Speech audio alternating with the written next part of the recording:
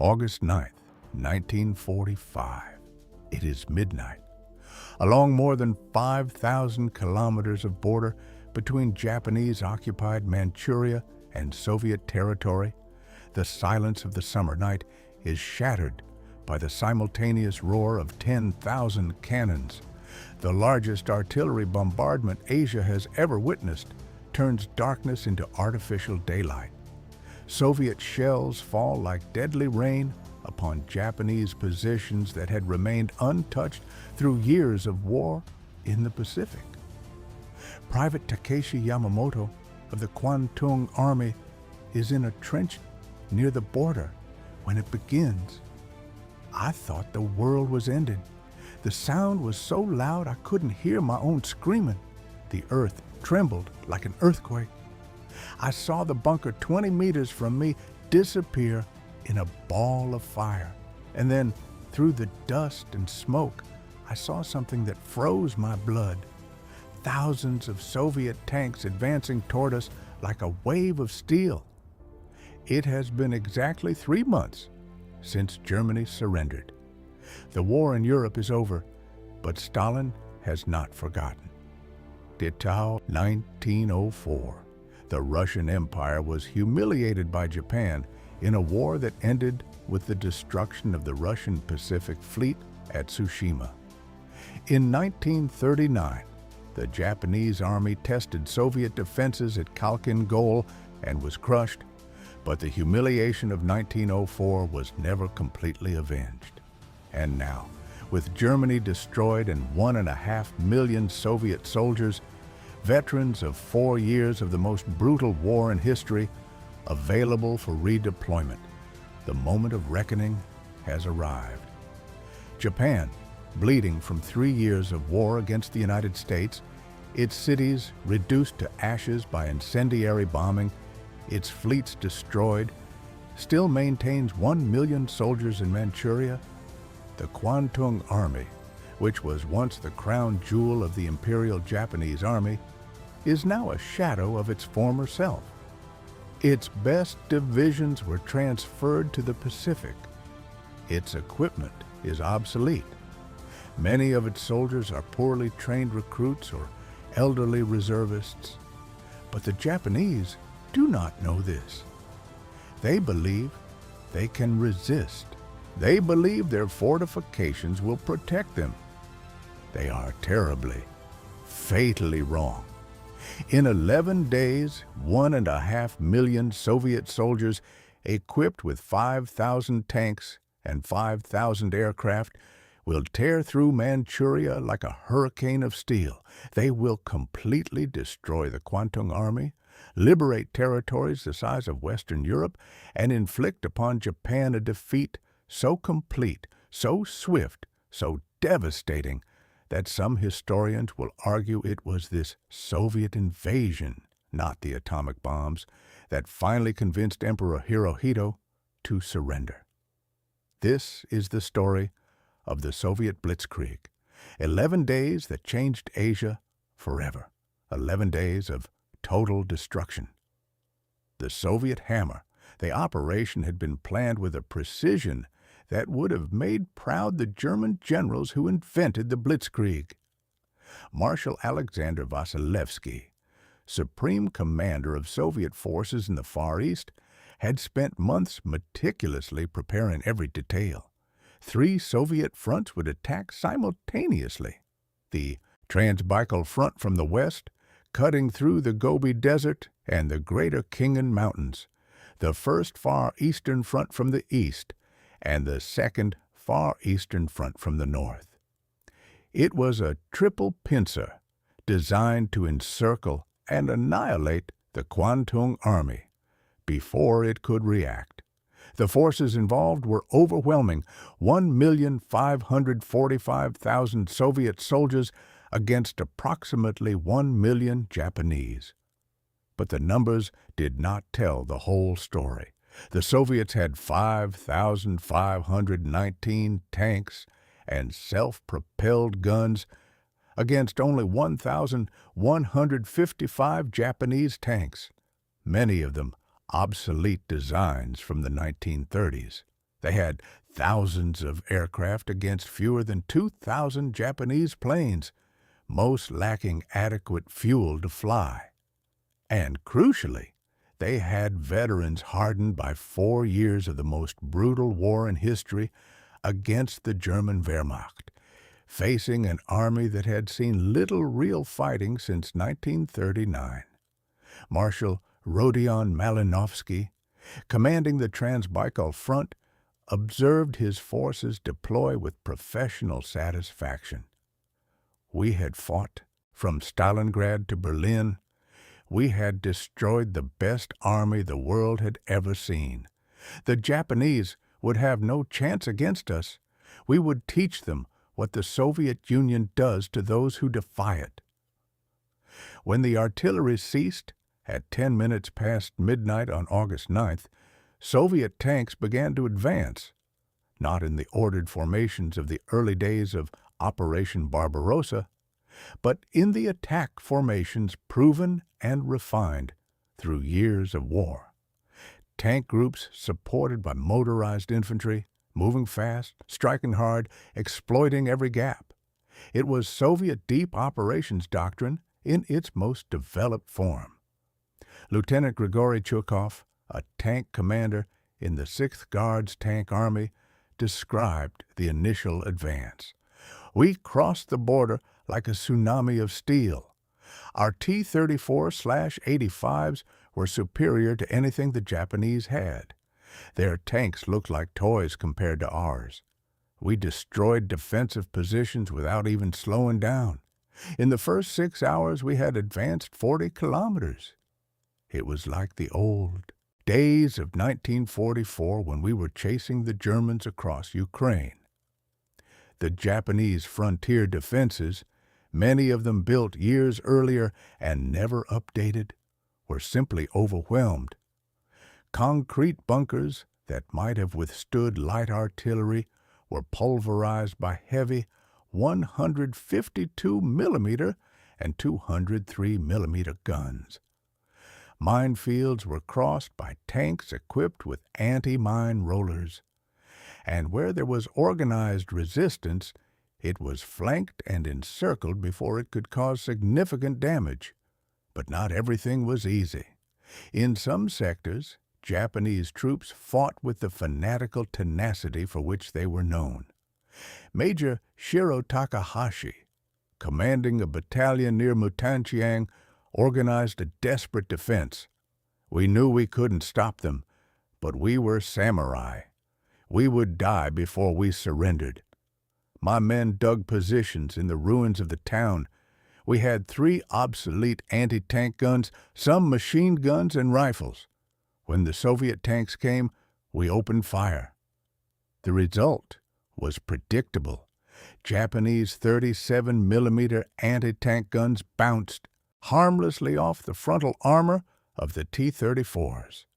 The Soviet tanks simply stopped, traversed their turrets, and methodically demolished each defensive position with high explosive fire. When Soviet infantry advanced, they found that of Takahashi's 300 men, only 47 were still alive. Takahashi was not among them. The advance of the Transbaikal Front was particularly spectacular. These forces had to cross the Gobi Desert and then the Greater Khingan Mountains, terrain that the Japanese considered impassable for large mechanized forces. They were wrong. Soviet engineers had built improvised roads through the desert. Tanks were fitted with additional fuel and supplies. And the 6th Guards Tank Army, an elite formation that had fought at Kursk and Berlin, was launched through the supposedly impassable Greater Khingan. General Andrei Kravchenko, commanding the 6th Guards Tank Army, described the mountain crossing. The Japanese thought the mountains would stop us. They didn't understand that we had fought through the Carpathians, the Sudetenland, and the Bavarian Alps. The Greater Khingan was difficult, yes. Some tanks broke down, some fell into ravines, but we kept going. and when we emerged on the other side, we were deep in the Japanese rear before they knew we were there. By August 11th, just 2 days after the start of the offensive, the 6th Guards Tank Army had advanced 300 kilometers and was threatening the key city of Mukden. It was an advance that rivaled anything achieved during the war against Germany and completely shattered the Japanese defensive plan, which had assumed that any Soviet attack would take weeks to develop. The chaos in the Japanese command was total. General Otozo Yamada, commander of the Kwantung Army, desperately tried to reorganize his forces to face the Soviet penetrations, but communications had broken down. Isolated units were fighting independent actions without central coordination, and reports constantly arrived of more Soviet penetrations, more encirclements, more disasters. Major General Akira Doi, Chief of Staff of the Kwantung Army, wrote in his diary on August 11th, "The situation is catastrophic. We have lost contact with multiple divisions. The Soviets are everywhere. Their tanks move so fast that we cannot establish defensive lines. Their planes dominate the skies. And they keep coming. Millions of them, it seems. I see no way we can stop this." On the Eastern Front, the First Far Eastern Front attacked across the Ussuri River against Japanese fortifications in the Mutanxiang region. Here, the terrain favored the defenders, wooded hills, multiple rivers, and a fortification system built over years. But even here, overwhelming Soviet firepower and the determination of troops who had defeated the Wehrmacht proved decisive. Sergeant Dmitry Loza, a tank commander who had fought from Kursk to Vienna, took part in the assault on Mutanxiang. The Japanese fought bravely, I have to give them that, but they were using 1930s tactics against an army that had perfected modern warfare. I saw Japanese infantry charge our tanks with fixed bayonets against T-34s. It was suicide. We cut them down with machine guns without even slowing our speed. There was no honor in that, only death. Mutanxiang fell on August 16th after ferocious fighting that destroyed much of the city. Of the approximately 100,000 Japanese soldiers defending it, fewer than 20,000 survived to surrender. The rest died at their positions or trying to retreat through killing fields created by Soviet artillery. The speed of the Soviet advance created its own logistical problems. Supply lines stretched enormously. Fuel and ammunition had to be transported hundreds of kilometers. But the Soviets had learned from years of war how to keep deep offensives running. Studebaker trucks, provided by American Lend-Lease, brought supplies day and night. Transport aircraft landed at captured airfields mere hours after their capture, and the pressure never let up. Soviet tank units operated 24 hours a day, taking turns to maintain continuous advance. When one tank brigade stopped to resupply, another passed through it and continued pressing forward.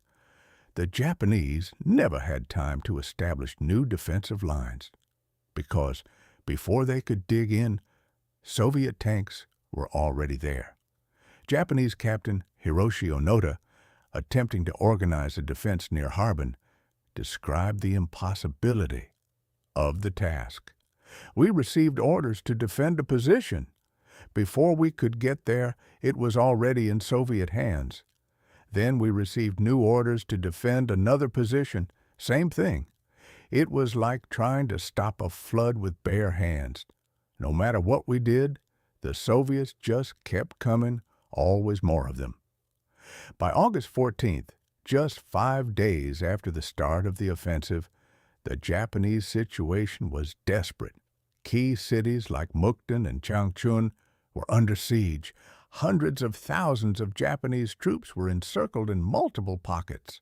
Communication routes had been cut, and most devastating of all, the Japanese government in Tokyo, facing not only the Soviet invasion but also the atomic bombs dropped on Hiroshima on August 6th and Nagasaki on August 9th, was contemplating the unthinkable, unconditional surrender. Emperor Hirohito, at a Supreme War Council meeting on August 14th, stated, "The situation in Manchuria is untenable. The Kwantung Army is being destroyed. The Soviets will be in Korea within days. If this continues, we will lose the entire continent and possibly face invasion of the Japanese archipelago itself from both the United States and the Soviet Union. We must accept the Potsdam terms." For Japanese soldiers in Manchuria, the news of the imminent surrender came as a shock. Many refused to believe it. Some commanders withheld the information from their troops, ordering them to continue fighting. Others, more realistic, began local surrender negotiations with Soviet commanders. Lieutenant Colonel Masao Yoshida attempted to surrender his battalion to Soviet forces on August 15th. "I sent an officer under a white flag. He was received by a Soviet major who spoke passable Japanese. I explained that Japan had surrendered and that we wished to surrender as well. The major smiled and said, 'Excellent. Lay down your arms and march east. You will be prisoners of war.' I thought it would be civilized. I was wrong. They marched them for days with no adequate food or water. Many died on that march. The price of revenge. The Soviet blitzkrieg did not stop on August 15th when Hirohito announced the surrender. It continued for days more as Soviet forces completed the conquest of Manchuria, northern Korea, the Kuril Islands, and southern Sakhalin. Some Japanese units that had not received surrender orders continued fighting. Others attempted to surrender but were attacked anyway by Soviet troops who had not received ceasefire orders or who simply ignored such orders. Sergeant Vladimir Bogomolov described one such encounter on August 17th. "We found a column of Japanese troops marching under white flags. Our company commander ordered us to stop them, but some of the boys, especially those who had lost family during the war against Germany, were thirsting for revenge. They started shooting. The Japanese ran. It was a massacre. I am not proud of it, but after 4 years of watching comrades die, mercy was a luxury many could no longer afford." By August 20th, 11 days after the start of the offensive, it was over. Manchuria was completely in Soviet hands. The Kwantung Army had ceased to exist as an organized fighting force. Approximately 600,000 Japanese soldiers were dead or in the process of surrendering. Another 300,000 would eventually be captured in the following weeks. And the Soviet Union had established a dominance that would reshape the geopolitics of Asia for the next 70 years. The final figures of Operation Manchuria were staggering in their brutality. In 11 days of active combat and several more days of mopping up operations, the Soviet Union had completely destroyed an army of 1 million men. Japanese casualties were catastrophic. 83,737 killed, according to Soviet records, though the actual figure was probably much higher, 640,000 prisoners. Captured or destroyed equipment included all Japanese tanks and aircraft in Manchuria, thousands of artillery pieces, and enough material to equip multiple armies. Soviet casualties, by comparison, were remarkably light. 12,031 killed, 24,043 wounded. It was a ratio of nearly 7 to 1, a testament both to Soviet superiority in equipment and tactics and to the total obsolescence of the Kwantung Army. But behind these cold statistics were human stories of suffering that would resonate for decades. For the Japanese prisoners, the ordeal was just beginning. 640,000 men were marched to prisoner-of-war camps in Siberia and Central Asia. The conditions of these marches were brutal. Private Kazuo Hara recalled, "We marched 20-30 kilometers a day with almost nothing to eat. Black bread that was more sawdust than grain.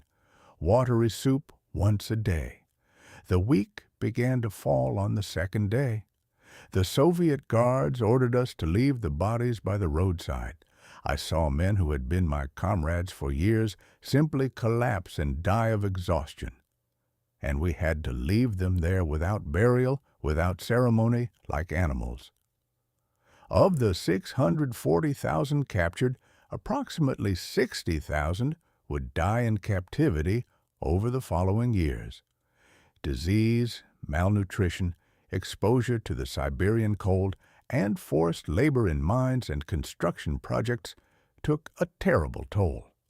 Sergeant Takeshi Yamada, who survived 5 years in a camp near Magadan, wrote in his memoirs, "The camp was slow death. We worked 12, 14 hours a day in coal mines or on railroad construction. The rations were barely enough to keep us alive. The cold in winter killed dozens every week. I saw men lose all their fingers to frostbite and still be forced to work. I saw men die of starvation while still trying to work, and I saw men simply give up, stop eating, and die because they could no longer bear it." The Soviets defended the treatment of Japanese prisoners as restitution for Japanese war crimes in China and against Soviet prisoners captured in pre-war border skirmishes, and certainly Unit 731 and other Japanese atrocities in China had been monstrous. But two wrongs do not make a right. The Siberian prisoner-of-war camps were places of mass suffering where human life held little value. For Japanese civilians in Manchuria, the situation was equally desperate. Approximately 1.5 million Japanese settlers lived in Manchukuo when the Soviet invasion began.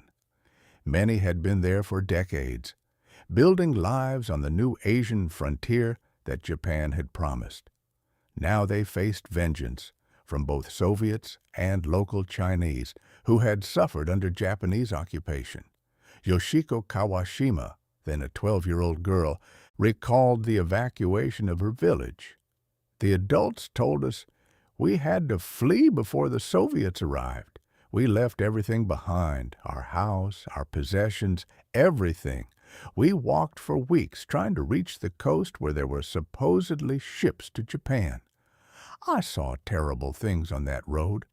I saw babies abandoned because their mothers could no longer carry them. I saw elderly people who could not continue simply sit down and wait for death. And I saw what happened to young women when Soviet soldiers or Chinese bandits caught up with us. Some killed themselves to avoid that fate." Estimates of Japanese civilians who died during the evacuation of Manchuria vary widely, from tens of thousands to more than 100,000. Many died from disease, hunger, or exposure. Others were killed by Soviet soldiers or by Chinese seeking revenge for years of Japanese brutality. Some simply disappeared in the chaos of an entire region collapsing into anarchy. The geopolitical earthquake. But operations. Manchuria was not only a human tragedy, it was also a geopolitical event of the first magnitude that reshaped Asia for the following 7 decades. Soviet control of Manchuria allowed Stalin to install a communist regime across all of China. When Mao eventually triumphed in the Chinese Civil War, providing him with captured Japanese weapons, equipment, and industrial infrastructure. Soviet control of northern Korea led directly to the division of that peninsula and eventually to the Korean War. And Soviet control of the Kuril Islands created a territorial dispute that persists between Russia and Japan to this day. General Douglas MacArthur, Supreme Commander of Allied forces who accepted the Japanese surrender, watched the Soviet advance with concern. The Russians have moved with a speed we did not anticipate. They have taken everything they wanted on the Asian continent and are now positioned to influence events throughout the region. We created a power vacuum by destroying Japan. The Soviets are filling it faster than we can react. There remains a fascinating historical debate about what truly convinced Japan to surrender. The traditional narrative emphasizes the atomic bombs on Hiroshima and Nagasaki, and certainly those weapons of absolute terror had a massive psychological impact. But some historians argue that it was the Soviet invasion that finally broke Japan's will to resist. Historian Tsuyoshi Hasegawa argues Japanese leadership had been willing to accept atomic bombing as simply an extension of the conventional bombing that had already destroyed dozens of Japanese cities. But the Soviet invasion fundamentally changed the strategic calculation. As long as they only faced the United States, they could hope to negotiate conditional surrender that preserved the imperial system. Once the Soviet Union entered the war, that hope died. Stalin would not negotiate. Stalin would take everything. Lieutenant General Torishiro Kawabe, Deputy Chief of Staff of the Imperial Japanese Army, wrote in his diary on August 13th, "The Soviet situation is more critical than the atomic bombs. The bombs are terrible, yes, but they are weapons that the United States has in limited numbers. The Soviets have millions of soldiers and thousands of tanks and are destroying our Kwantung Army in days. If they continue toward Korea and then toward the home islands, we will face invasion by two powers simultaneously. That would be the absolute end." At the crucial Supreme War Council meeting on August 14th, where the final decision to surrender was made, Prime Minister Kantaro Suzuki declared, "We have lost Manchuria in a week. The Soviets will be in Korea within days. If we do not act now, we face Soviet invasion of the Japanese archipelago. We must accept the Potsdam terms immediately." The bitter victory for the Soviet soldiers who had fought from Stalingrad to Berlin and now to Harbin, the victory in Manchuria was bittersweet.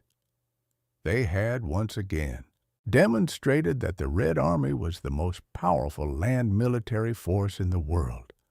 But many simply wanted to go home. Captain Anatoly Mereskov expressed the feeling of many. "When the war against Germany ended in May, we thought we could finally rest. But they sent us here to the other side of the world to fight another war. Yes, we won easily, but I am tired of winning. I want to see my family. I want to rebuild what the war destroyed. I don't want more victories. I just want peace." Marshal Vasilevsky, in his final report to Stalin on the operation, summarized with professional pride, "The operation was completed in record time with minimal friendly casualties. We have destroyed the Kwantung Army, occupied Manchuria, northern Korea, and the Kuril Islands. We have avenged 1904 and 1905 and have positioned the Soviet Union as the dominant power in East Asia." Stalin, reading the report in the Kremlin, smiled with satisfaction. The Soviet Union had entered World War II in 1941 as the victim of German aggression, nearly destroyed in the first months. Now, 4 years later, It was a superpower that controlled half of Europe and vast swaths of Asia. The price had been terrible, 27 million Soviet dead. But Stalin had achieved what no czar had been able to accomplish, making Russia the dominant power across Eurasia. For Japan, the defeat in Manchuria was the final wound to an already dying body. The empire that had begun its expansion in 1894 with the war against China, that had defeated Russia in 1905, that had conquered much of Asia during World War II, had now been crushed between two anvils, American atomic power from the east and the Soviet hammer from the west. Emperor Hirohito, in his radio broadcast announcing the surrender on August 15th, spoke of the new and more cruel bomb from the United States, but did not specifically mention the Soviet Union. However, in private meetings with advisors, he had made clear that the Soviet invasion was a decisive factor. "We must end the war quickly," he had said, "or the Soviets will take not only Manchuria and Korea, but Hokkaido as well." The legacy. And so ended the Soviet blitzkrieg in Manchuria.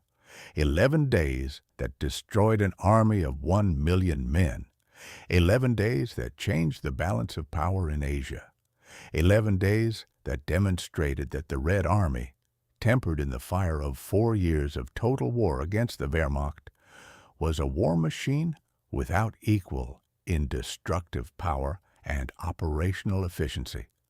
Colonel David Glantz, American military historian, wrote decades later, "Operation Manchuria was perhaps the most perfectly executed offensive operation of World War II. It was blitzkrieg elevated to an art form.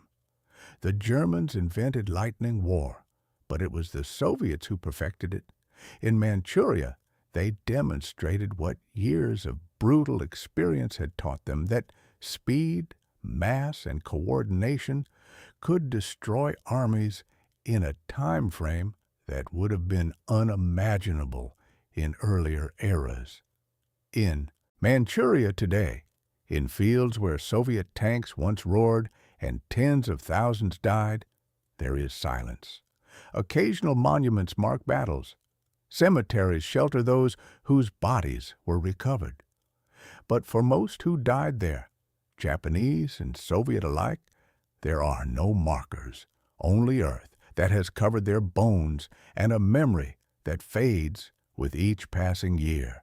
This was the last great offensive of World War II, 11 days of fury that closed the circle of revenge that had begun 41 years earlier at Tsushima.